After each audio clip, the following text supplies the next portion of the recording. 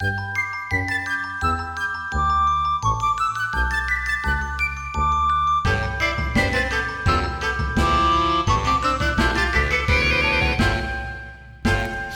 moms won't say. Good evening, everyone, and welcome to Shit Moms Won't Say. If you have watched a single episode of this show, you have probably heard me refer to myself as a little bit of a Neanderthal. When I hear things about Reiki healing and people being intuitive and oils and all those things, I've had to basically be taught to be a believer in them, and I am a strong believer in them. However, there are sometimes people that are full of shit. This lovely lady that I have with me tonight, though, is not full of shit at all. She is legit. Mom of two teenagers. I'm sure you're going to rip your hair out at some point during this episode. JoAnne Romanelli, thank you so much for having me. Appreciate it. Please, like I have anything else to do. I'm sitting in my house chatting with people. It's what I do with my spare time. It's so nice to have you on. Thank you for being here. And I do like your aesthetic. You had checked in, you know, when we got on. You're like, how does it, is it good? I have my flowers, my paintings, and my, you know, all my stuff. Very zen. Very zen. I want to level set on your personality type, because we're going to talk about some good stuff. We're going to talk about, you know, Reiki healing and you being intuitive and emotions and all this stuff that I'm really good about talking about. But when we first connected, I guess we were joking about breastfeeding, and that's something that nobody tells you is like ultimately what happens to your tits. Like nobody tells you. Like they're like, oh, they fill up. And, you know, I'm talking from experience. My wife breastfed. She still does. I have nothing to do with it. But like, you know, they fill up, and then when you're done, you sent me this. It says breastfeed your kids, they say, and it's some woman, you know, basically just shimmying her pancake boobies all over the place. And I said, JoAnne, I love you, and we're gonna get along real well. So that's your deal. Yeah, you know, that is really funny, because you're right. No one tells you.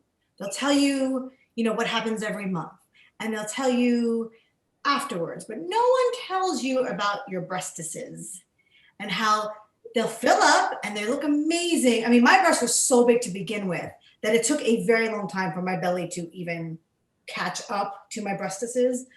But nobody told you after you give birth and after you breastfeed, they just pancakes. And it was shocking. I was like, look at myself, and it was just these large, and it's horrible.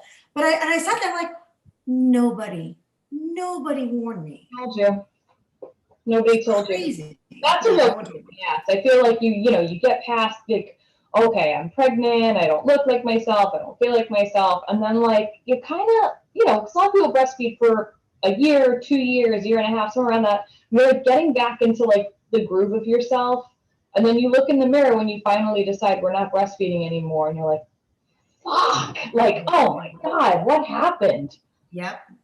But on the another way to look at it that took me a very long time to think of it this way is, oh my God, my body did so much. Like I produced milk, I fed, I made a baby, but it took me a really long time. I know a lot of people feel that way, that you don't appreciate it until you get older, but I am powerful.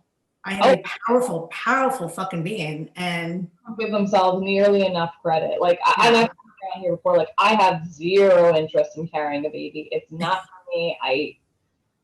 I could name a million other things, including stabbing my eyeballs out, that I would rather do me physically carry a child. I don't like the whole like touching belly culture, and it's just not for me.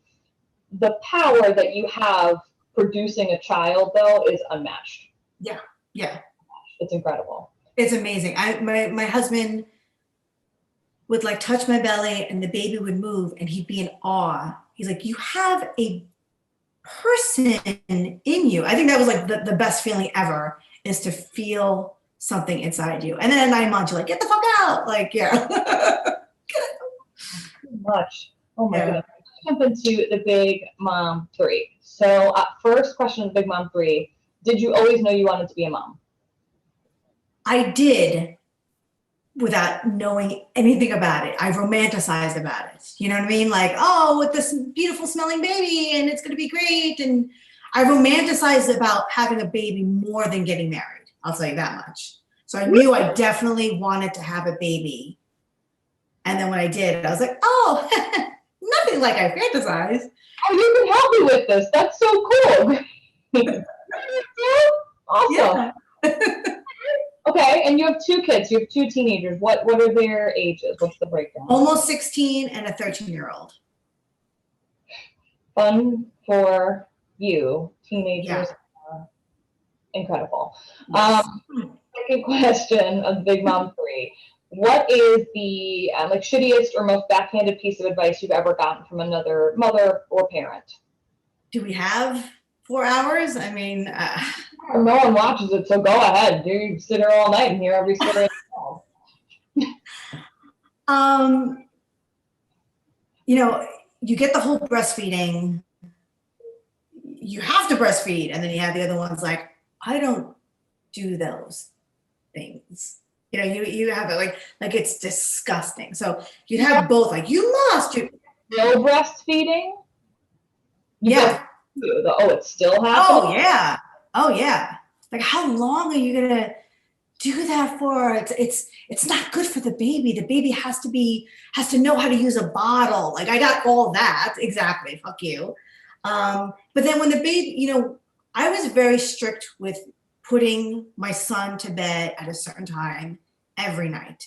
And this wasn't because I read books or it just made sense to have a schedule. 7 o'clock, the child went to, oh my goodness, the backlash because I couldn't go out now. Like, you know, I had to put my baby to bed. Just put him in a car seat. He'll never learn how to be around people if you don't take him out at 10 o'clock at night. I'm not kidding you. I'm not. And these are people who either had babies and completely had amnesia and forgot what it was like, or people who never had kids before telling me your child does not have to be on a schedule. Like, okay, you do you, I do me. And by the way, both kids slept beautifully because they were on this schedule.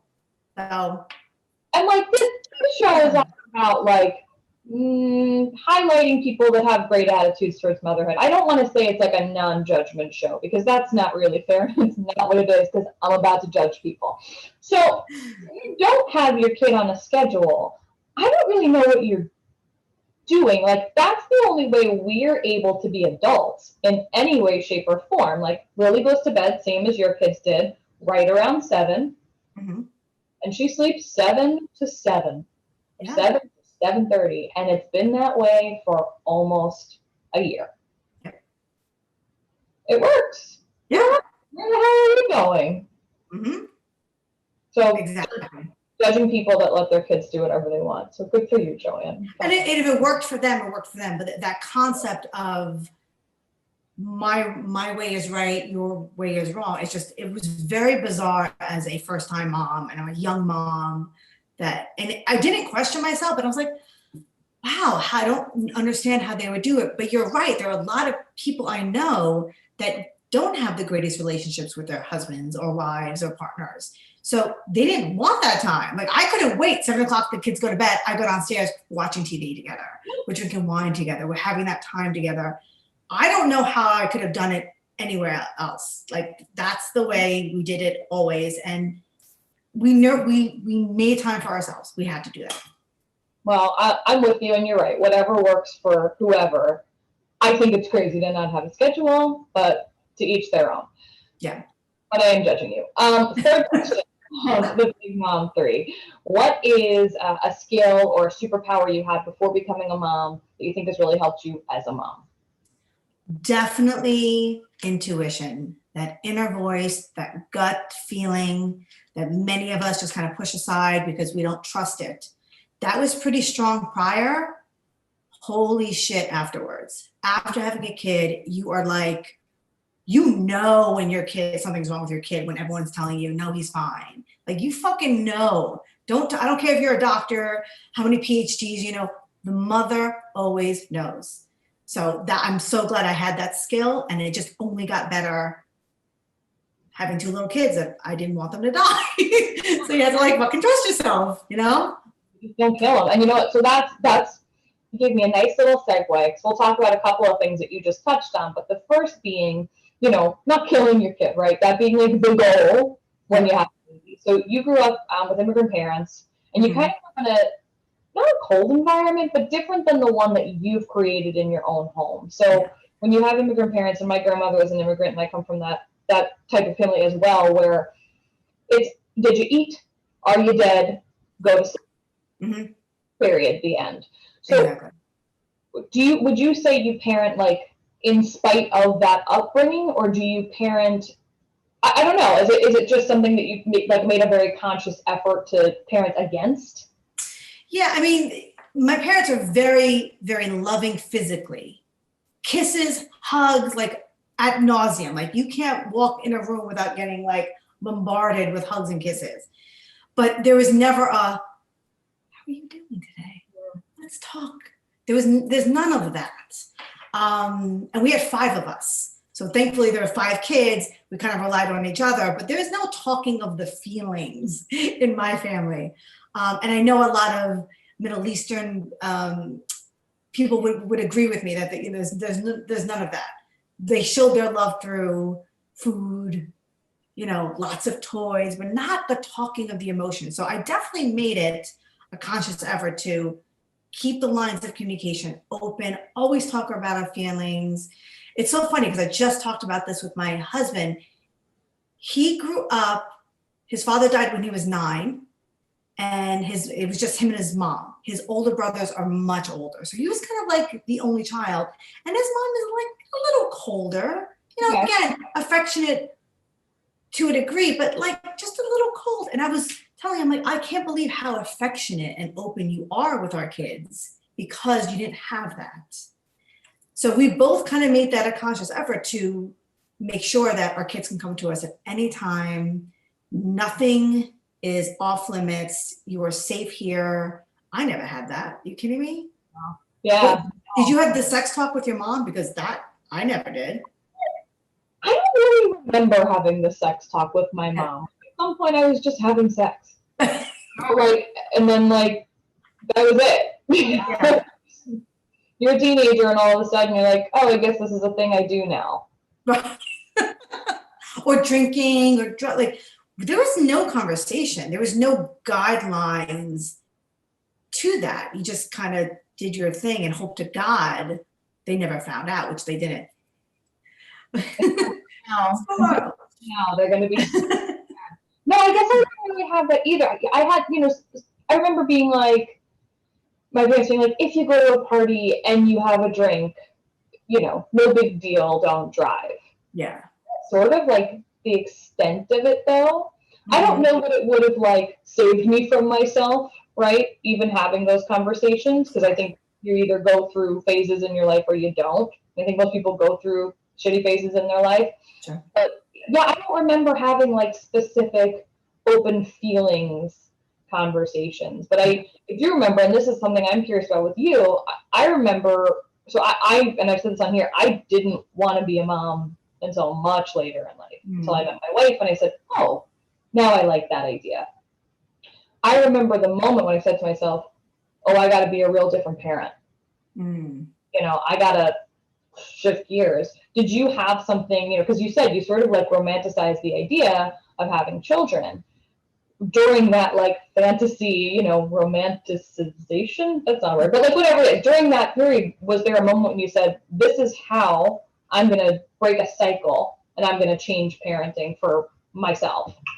Yeah, definitely. I think at a very, very young age, even before getting married, I knew that, yes, I am breaking the cycle and not going to continue this, you know, non-emotional way of parenting.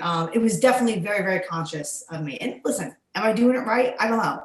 You know, I turned out fine. My sisters turned out fine. Again, very loving family. But that open communication I craved. So I went to cousins or teachers or, you know, aunts or uncles. I never got that from my family. And I'm like, I don't want my kids to go anywhere else. They're going to come to me or my husband. So yeah, it was definitely conscious. Yeah. I totally get it. So how's it going now? So you have 2 teenagers. How's that open? I mean, I swear, I think I'm an alcoholic. I mean, they always said, like, so many people said, oh, it gets so much easier. And then as they get older, I'm like, it's not easier. It's really different. Okay, I don't have to watch them 24/7. I get that. But this is tough. This is tough. Yeah. Some real life shit. Like some conversations when they do have with me, I'm like, let's talk. And they leave and I'm like, no. We need to just have this conversation. It's not easy. It's not. I have friends who know your kids, and I've been told, like, you have great kids. They're really nice kids. They're like the easiest going, super, super respectful kids. So you're obviously doing something right. They're like that when they're elsewhere. When they're home, it's a whole different story. That's the goal, that they like present well. Exactly. You know, that's fine. Exactly. Be an asshole, but present well out there. Exactly. Yeah. No, it's definitely tough. What they have to go through with school and the pressures. I mean, we thought we had it hard. I can't even imagine how I would be right now. It's really, really hard. Yeah. No, they really have like the weight of the world on their shoulders, and they're so much more educated. Like, so I grew up, my generation, Facebook started when I was in college. Okay. So I didn't have social media through high school. I didn't really have it through college because it was only for college kids at the time. Yeah. I cannot imagine being a teenager and having social media all throughout my teenage years. Is that something your kids struggle with? I think they have a good head on their shoulders. We talk about it ad nauseum about, make sure everything you put out there is respectful. Everything can come back to you and haunt you. Like I say it over and over and over again. Are they going to make a mistake? I'm sure. But it's definitely on their minds a lot. My son had this YouTube video where he did skits and they were so good, and he edited them and like everything himself since he was young, and he got bullied from it. So he stopped doing it. Something he loved so much. I'm like, he could be a film director. At 10 years old, he's picking music, he's editing, he's doing like amazing work. And then he just stopped because people would tease him about it. So he found a passion and then retreated because of that pressure. And that like kills me. It just makes me so sad. Oh my God. Yeah. Well, hopefully he comes back around to it. When kids get bullied, they ultimately come back to whatever it was, and they're like, no, fuck that guy. Exactly. Exactly. He's disgusting and unmarried, or if he's married, his wife is fat. There's always something. Yeah. Whatever that kid is, marry some like fat slob who's a total bitch. Right. So that's for your kid, which I think is like a nice wish from one parent to another. It's a normal wish. So let's jump into sort of part 2 of this. So, like I shared in the beginning, I am so painfully unaware of this world of like Reiki healing and intuition, but I'm so interested in it. And I think a lot of people sit in that same space, that they realize that there's this, it's almost like an alternate method to healing and love and understanding, but it's a scary place to go because it's very difficult to understand. So yeah. I have one other Reiki healer on the show, and it's not her full-time business, and this is what you do full-time. I'd love to hear you talk about it, and I'd love to get a better understanding for myself and for anybody, all 5 people that are watching this episode. I'd love to hear, your take on what it means. It is so hard to explain. We'll just right there, JoAnne. I like to say it's like the massage for your soul.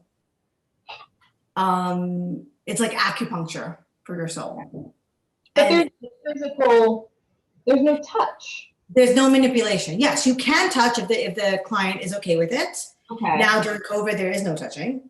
But the truth is, and this is proven, we are all made of energy. Everything has energy.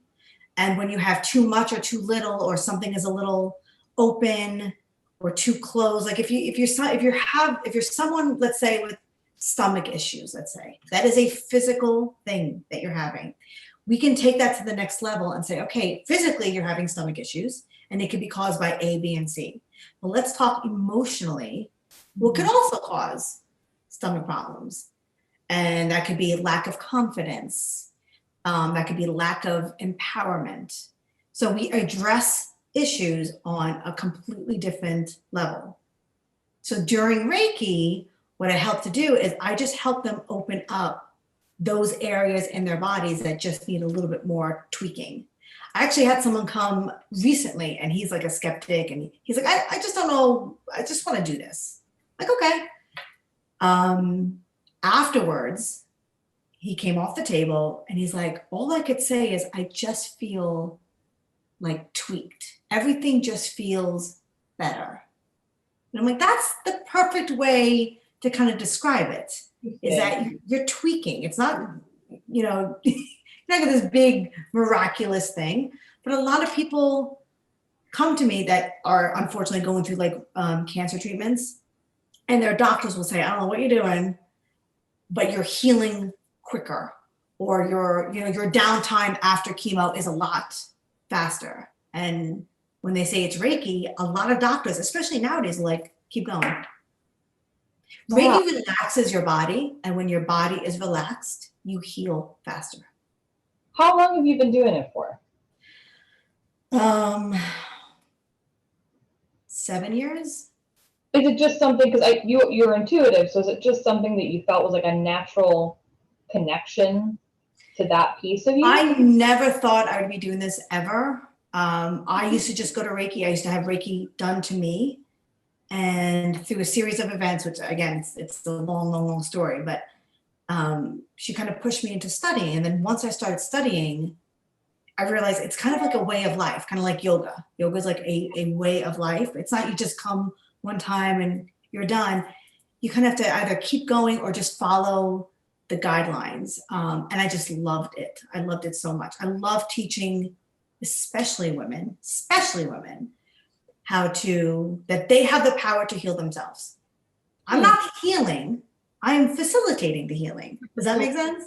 No, it does. It does. And again, like, it's my own curiosity, right? And I think it's something that's sort of misunderstood, because people are like, oh, so what? They just go like this and you feel better. And it's not that. Like, it's so much more than that. And I get curiosity, like, if someone were to come in for a session with you, what does that look like? Do you talk? What is that? What does it feel like? Yeah, we usually talk for about 15, 20 minutes, depending on how open they want to be. We either do a meditation while they're sitting down or on the table. So it's always talk, then a meditation, and then Reiki. And with Reiki, I use, you can use crystals, you could use nothing at all, just your hands, healing. I love, though, and ask my clients, they absolutely love it. I do drumming also at the end. So I drum on top of them. So I take my drum, and the vibration is something you have to experience at least once. And again, proven. Sound therapy is a proven scientific therapy that they use in hospitals and treatment centers all over the world. Whether it's through crystal bowls or drumming, it's proven. So I do that. And the whole session is usually like an hour and 15 minutes. Very interesting. Yeah. I like what I'm hearing. Again, I think it's something people should be more aware of, because like mental health for the first time in ever, right, is at the forefront of so much of what we're doing. And I think a lot of people, myself included, I go to therapy every week and it's super helpful and I love it and I love my therapist. I think that there's this other piece of you that, like you said, it sort of heals your soul. Yes. Like it heals your mind, but there's other parts of you that need additional help. So that's very cool. So thank you for walking this Neanderthal through it. I really appreciate it, because I don't know. My wife is always like, don't take that has chemicals in it. Don't do that. And I'm like, Advil, like that. I don't. What do I care? But like, I know that there is a better way to life. So yeah, that's your journey.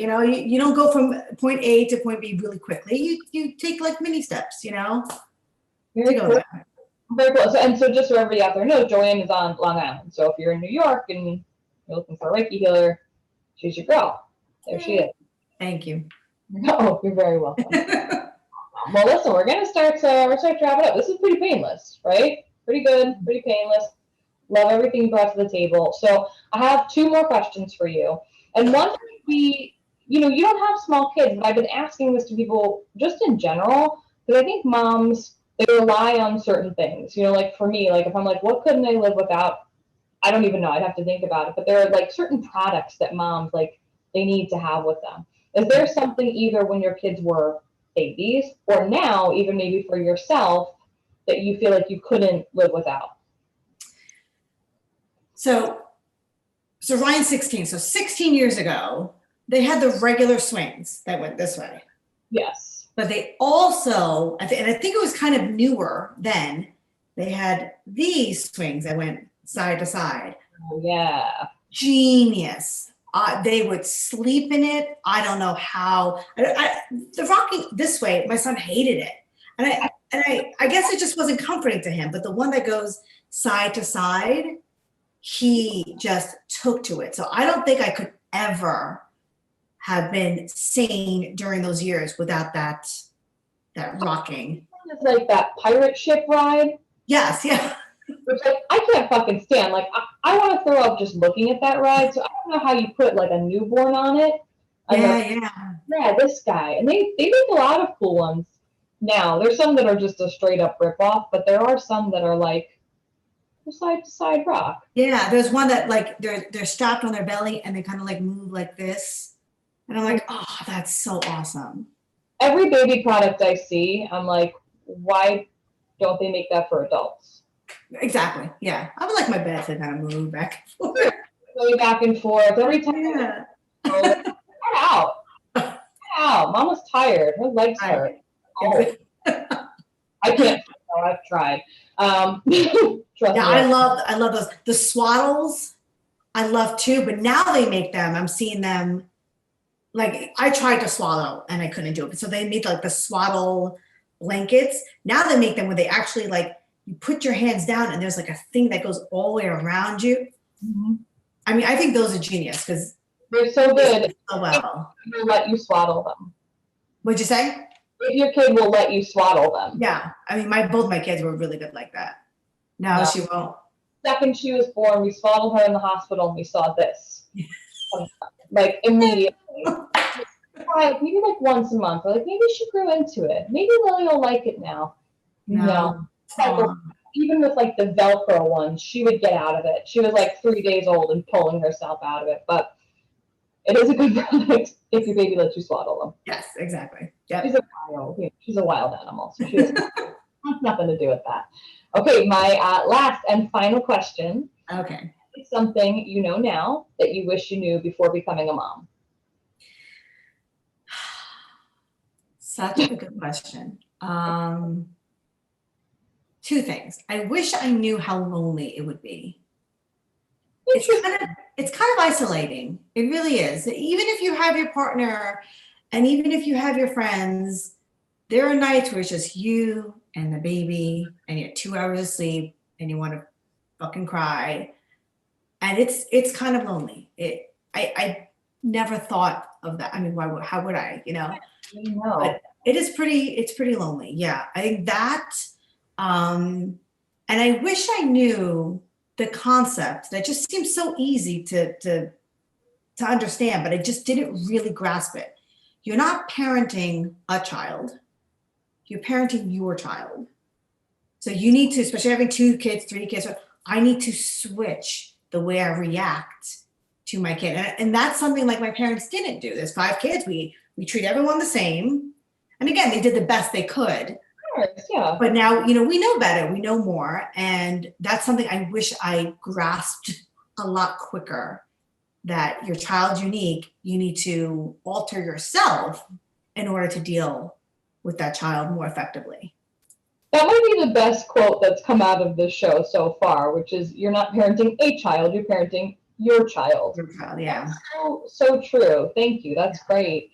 And so, you know, follow-up question, because I can't shut the fuck up. But with like the isolation, because it's true. Parenting is very isolating and people don't realize that. And I think there are a lot of things people are like, you'll get it when you're a parent. Like one of those ones that like all of a sudden it hits you and you're like, ooh, this is lonely. Yeah. Do you feel it less now that your kids are older, or do you feel it more?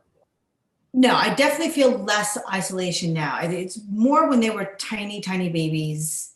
I mean, I went from working in the city, a great job, going out all the time, having people work for me, to I am home. And I made that choice. I did that myself. I made a choice to stay home.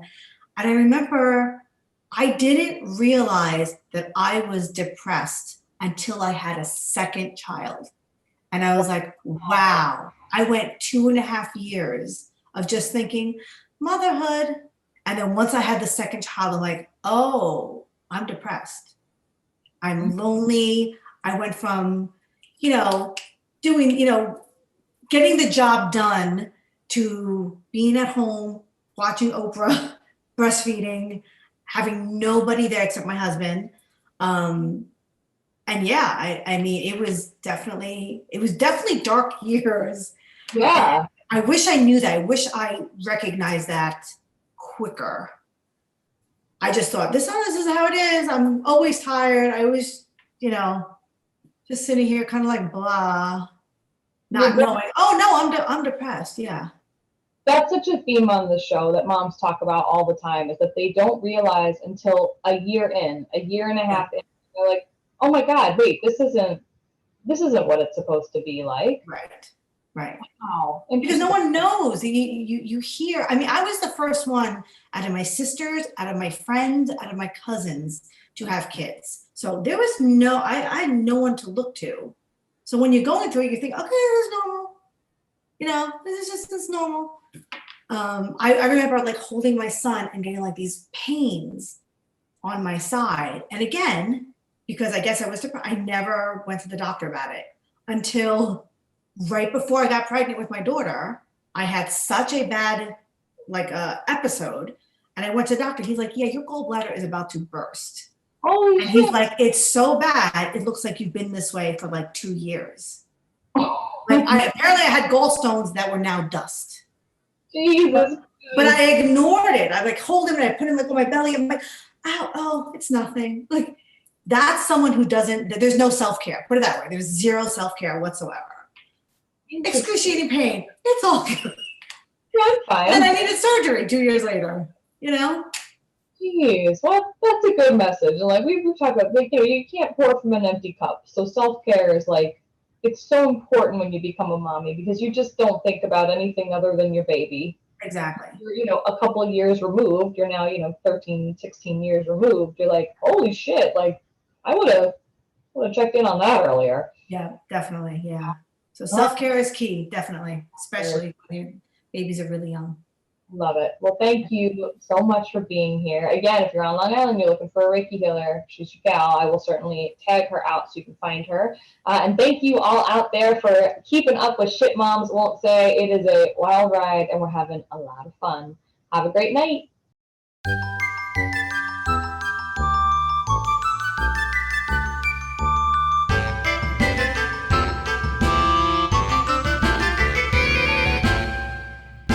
Shit Moms Won't Say.